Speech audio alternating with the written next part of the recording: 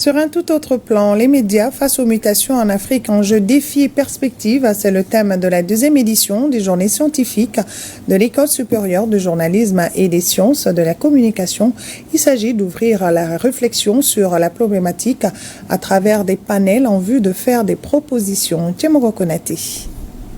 Aucun État ne peut prétendre être bien gouverné sans maîtriser la façon dont son peuple s'informe et ce qu'il consomme comme actualité. Malheureusement, de ce point de vue, les Africains sont les plus grands consommateurs des informations fournies sans aucun filtre par ces médias des quatre coins du globe. Des informations relevant parfois de la propagande avec comme seule motivation la déstabilisation de l'État.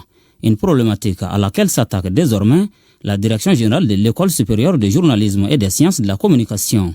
C'est à la faveur de la deuxième édition des journées scientifiques de l'établissement.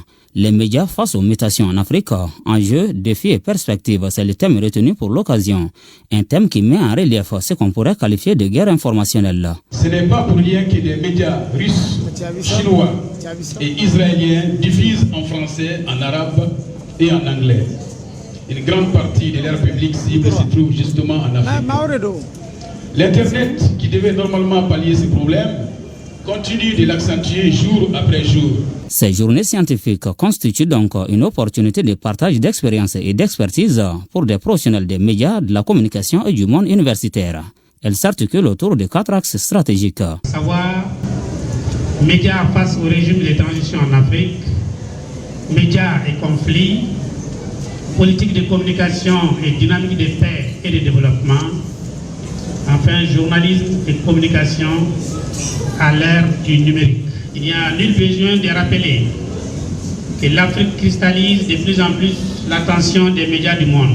Nous sommes conscients que notre continent est devenu le champ d'affrontement exprimant un nouveau type de guerre difficilement perceptible mais dévastatrice, la guerre informationnelle.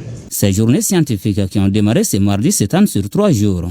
Elles seront notamment marquées par des panels animés par des experts nationaux et étrangers venus de la Côte d'Ivoire, du Burkina Faso, du Niger, du Bénin, du Sénégal, de la République démocratique du Congo et de la République du Congo.